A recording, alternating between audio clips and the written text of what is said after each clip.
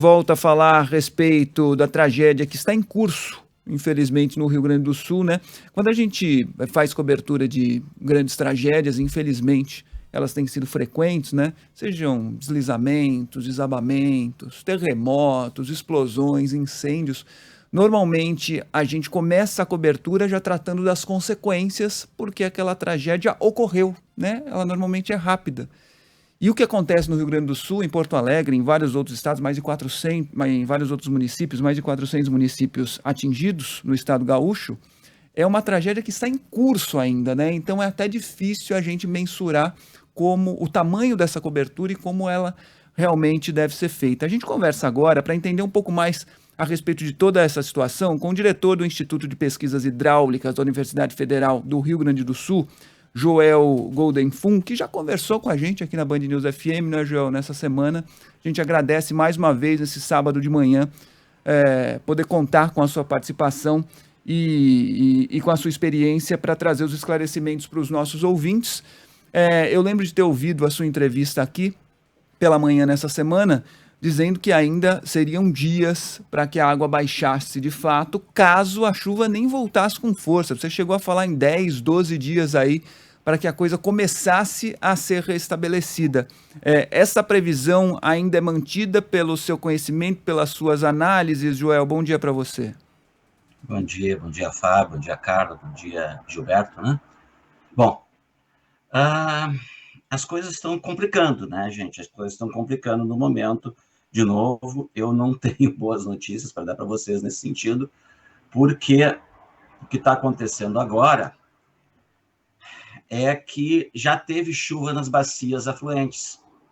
A bacia do Taquari já está apresentando resposta, já tem o nível d'água subindo no Taquari. E pior é que vem mais chuva no domingo, está previsto, né? Chuva agora no domingo, e vento sul. Isso tudo, como a gente já falou das outras vezes, mas não custa nada explicar de novo, né? Rapidamente. O que acontece? Nós temos os volumes que vêm precipitando das bacias afluentes, então as bacias afluentes todas que a gente tem no estado. Então, a gente tem o Taquariantas, que o pessoal fala muito, evidentemente, mas a gente tem o Pardo Pardinho, a gente tem o Caí, os Sinos, tudo isso aqui está recebendo água. E essa água vai chegar aqui no Guaíba, e depois do Guaíba ela tem que escoar para a Lagoa dos Patos, e a Lagoa dos Patos ela tem que escoar para o oceano. E o que está acontecendo é que o nível que estava baixando, eu acabei de olhar, né? Estava em 4,60 ainda há pouco, continua baixando, conforme a gente havia previsto que ele ia baixar, só que também havíamos previsto que se chovesse haveria um repique. E esse repique, ele pode ser bem complicado, né? Esse repique daqui, a gente tem, nós fizemos simulações com 4 cenários diferentes. Um cenário que era aquele que não acontece nada. Saiba quanto tempo durou a enchente do Guaíba em 1941, até a calamidade alguma coisa agora. Algum vídeo foi disparado aí. São as pesquisas em tempo real o tempo inteiro, né, João? Agora eu tenho que descobrir aonde que foi que perguntou isso aqui. Parou, né? Parou, por aqui parou. Tá, achei que tivesse sido eu, viu, Joel? Porque assim, isso acontece, programa ao vivo é desse jeito tranquilo. mesmo. Tranquilo. Não, o que eu estava querendo colocar para vocês aqui, então, basicamente, é que a gente tinha quatro cenários, um cenário sem chuva nenhuma, um outro cenário com previsões de um determinado modelo, que é o modelo americano. Esse previa um repique pequeno, chegaria perto de 4,70 m, perto da cota de 1941. E depois nós temos 2 cenários com o modelo europeu, que são bem mais complexos. E com esses 2 cenários, com o modelo europeu com vento ou sem vento, subiria para acima dos 5 metros de novo. Então, a gente tem o risco de voltar, risco não, essa altura do campeonato, um risco alto de que haja o repique, a menos que mude tudo, mas é difícil agora, as previsões de curto prazo são confiáveis e as previsões estão indicando que nós temos chuva, já temos chuva, né, nas bacias afluentes, teremos chuvas durante o domingo, além do domingo além da chuva, teremos o vento sul, e o vento sul bloqueia, porque esse sistema todo está organizado mais ou menos norte-sul, levemente sudeste e noroeste. Então, se o vento vier de sul, ele bloqueia, ele não permite que a água desça do norte para o sul. E é isso que está previsto agora, já para segunda-feira, se eu não me engano, na segunda-feira, estou olhando aqui rapidamente o modelinho, mas é isso. Segunda-feira, já vira o vento sul. E vem com previsão de ventos importantes. Uma coisa está, digamos, preocupante. Professor, eu gostaria de saber a sua opinião sobre o sistema de contenção das cheias aqui em Porto Alegre, do Guaíba, que é além do muro, né? O muro é a parte visível do sistema de contenção das cheias, a água foi subindo, o muro, ele, de certa forma, cumpriu o seu papel, né? Mas a água que começou a alagar o centro de Porto Alegre, ela não veio a partir do muro, ela começou a vir pelo sistema dos bueiros, né? Por baixo da boca ali do bueiro, que é todo esse sistema, né, de contenção que teve essa questão do muro até conter o avanço das águas, mas ela começou a vir por baixo ali pelos bueiros. Como é que o senhor avalia nesse momento a situação do sistema de contenção aqui na capital? Não, tu explicasse muito bem. O muro é menos de 3 quilômetros, num total de 68 quilômetros. Mas é o que ele aparece. As pessoas nem notam, porque se elas estão na Edivaldo Pereira Paiva, na Beira-Rio, na realidade elas estão em cima do dique. A Edivaldo Pereira Paiva é o dique. Se elas olharem para um lado, digamos que elas estão indo para a Zona Sul, se eles olharem para a direita, eles veem Guaíba lá embaixo. Hoje lá em cima, né? Mas normalmente lá embaixo. Se eles olham para o Parque Marinho do Brasil, ele está lá embaixo. O dique está ali. O que houve foi falhas, realmente, por problemas, provavelmente, de manutenção, mas também porque a cheia foi muito forte, muito intensa. E aí a água, como nós temos o nível mais alto aqui, né? Isso aqui, digamos, seja Guaíba, e isso aqui seja dentro de Porto Alegre, o que acontece? Se o nível está mais alto no Guaíba, a água vai tentar entrar. Normalmente, o sistema não deveria deixar ela entrar, mas o sistema acabou provocando, tendo falhas, e essas falhas permitem que ele entre. E agora, quais foram as principais falhas? Tem falhas nas comportas, nas duas partes móveis, nas comportas e nas estações de bombeamento. As casas de bomba ou falharam ou tiveram que ser desligadas, porque elas estavam sendo submersas e tiveram que ser desligadas. À medida que se religam as casas de bomba, é possível bombear a água que está na rede, que está nessa rede de drenagem, de volta para o Guaíba. Mas, para fazer isso, nós temos que religar as estações. E nós estamos com muito poucas. Eu não vi agora de manhã quantas estão ligadas, mas quase todas foram desligadas, sobraram poucas. Então, esse que é o problema. O que a gente espera? A gente espera ainda um tempo longo para que haja retorno dos níveis. Ele está baixando, sim, ele está baixando, mas vai ter esse repique. Eu já não falo mais... Naquele dia eu falei para começar a descer, até acertamos em relação a começar a descer. Agora, o quanto tempo vai levar para descer? Olha, agora a gente já pode pensar em mais de 15 dias, com certeza, talvez 20. Isso depende muito do que vai acontecer em termos de chuva, em termos de vento. Muito tempo, muito tempo. São 7 casas de bombas funcionando nesse momento em Porto Alegre, de um total de 15, 16, mais ou menos, né, professor? Na verdade, nós estamos com menos da metade das casas de bomba funcionando, então realmente é complicado. Você falou bem, o muro conseguiu conter um pouco, e o muro não, o sistema, desculpa, agora eu falei errado. O sistema conseguiu, porque o sistema não é só o muro, lá em outros locais a água passou pelos diques também.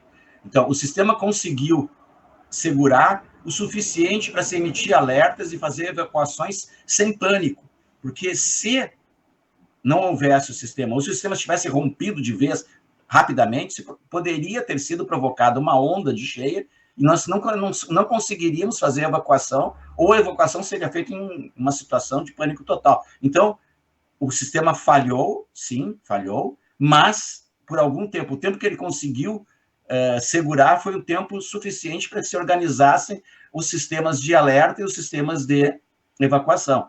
Então, agora, depois que terminar isso tudo, a gente tem que fazer o rescaldo, verificar o que sobrou, o que falhou, por que falhou, e repensar, então, como recuperar esse sistema e como montar. Isso é fundamental, independente do sistema que existir, digamos que haja uma substituição desse sistema, eu acho pouco provável, mas digamos que haja. Independente do sistema que existir, temos que ter um programa de monitoramento, manutenção periódica e constante. Nós temos que estar sempre preparados para um evento. E esse evento foi muito rápido, ele subiu em 2 dias, gente. Monitoramento, manutenção. Aí o Fábio estava conversando fora do ar aqui, professor, falando, lembrando de Amsterdã, né? Lembrando da Holanda e lembrando das condições ali de pressão e água O tempo inteiro. para subir o tempo todo, né? Nesse caso, então, esse sistema de contenção, ele foi feito muito no limite, né? A partir do que aconteceu em 1941, ele deveria ter sido planejado para que houvesse uma folga maior com relação ao nível da água subindo. O que é que pode ser feito daqui para frente? Que tipo de atualização, entre aspas, né, pode ser feita daqui para frente?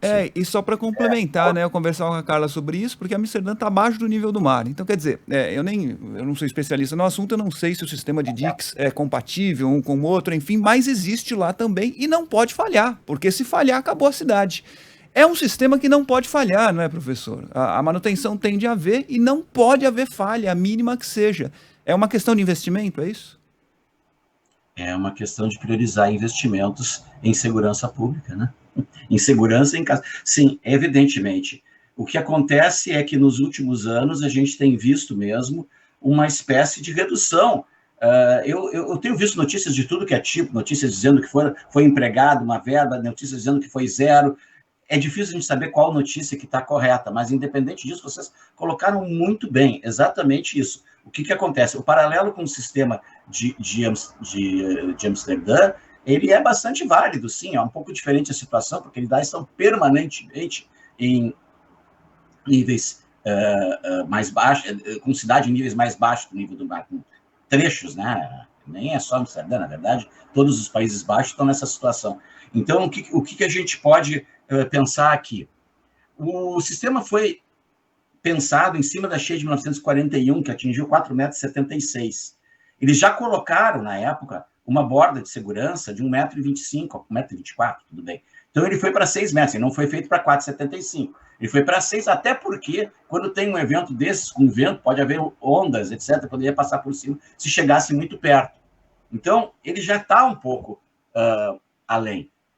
Nós chegamos aqui a 5,35 metros. Eu lembro que eu comentei com vocês que quando começou a subir, a gente teve a certeza de que ele ia ser próximo ou superior à cheia de 41 e mais. A gente começou a ter medo, ter certeza que ele ia ser maior e que poderia chegar muito perto dos 6 metros. E a gente ficou torcendo aqui que não chegasse e nosso limite era 5,50 metros. E nas simulações chegou a 5,35, então realmente chegou muito perto do limite, chegou a 65 centímetros do topo do muro, do topo do sistema como um todo, né? Está todo ele na cota 6. Então, realmente, quanto a elevar isso, é possível elevar nos diques, já na região central ali um pouco mais complicado, porque esse muro, ele é um muro de concreto, ele tem 3 metros acima do Cais do Porto, mas ele tem para baixo a mesma profundidade ou mais, por questões estruturais e por questões de estanqueidade. O muro ele é construído com, no mínimo, a mesma profundidade para baixo que ele tem para cima. Então, se ele tem 3 metros acima do Cais do Porto, ele tem pelo menos 3 metros. E pelo que está registrado, ele tem, na realidade, em vários pontos, ele tem bem mais de 3 metros, porque se procurou aprofundar até encontrar uma camada mais impermeável.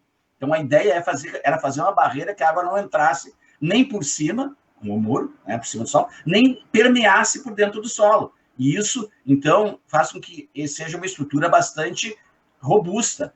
Problema, e tanto que ela resistiu, mesmo com as falhas e tudo, fisicamente, ela resistiu.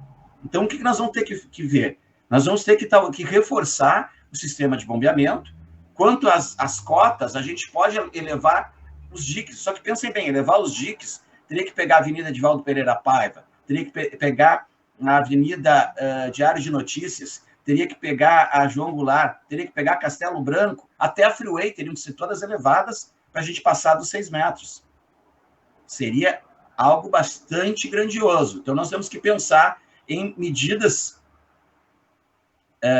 combinadas aqui. Então, nós vamos ter que ter, em primeiro lugar, avaliar a possibilidade de manutenção ou de substituição de partes do sistema, e em fazendo melhorias, em aumentando níveis, etc., como fazer isso, se é necessário ou não. O problema todo é que, claramente, nós estamos enfrentando questões que, além do El Niño, que é importante, as questões das mudanças climáticas. Nós estamos dentro de uma nova realidade climática. As nossas curvas de probabilidade de ocorrência de chuva não são mais válidas. Nós estamos refazendo todas as nossas curvas, incluindo, então, alterando as probabilidades, incluindo os novos eventos, alterando probabilidades. Eventos que tinham 1% de chance de ocorrer, ou seja, em média, uma vez a cada 100 anos, ou 1% de chance de ocorrer, já estão com uma probabilidade de menos de 80. Ou seja, aquilo que, em média, deveria ser 100 anos, agora, em média, é 80. Estão se tornando cada vez mais frequentes os eventos. E isso é realidade, e a gente tem um exemplo, é só um exemplo, mas a gente tem um exemplo. Antes de 1923, nós tivemos apenas 4 vezes em que, de 1889, quando começamos a medir, a ter registros, né? Antes disso a gente não sabe. Então, entre 1889 e 2023, nós tivemos apenas 4 eventos que passaram do Cais do Porto. 1928, passou 20 centímetros, 3,20 metros. 1936, 3,25 metros. 1941, a catástrofe de 41, 4,75 metros. E depois, 1967, 4,13 metros. E, finalmente, tivemos, em 2015,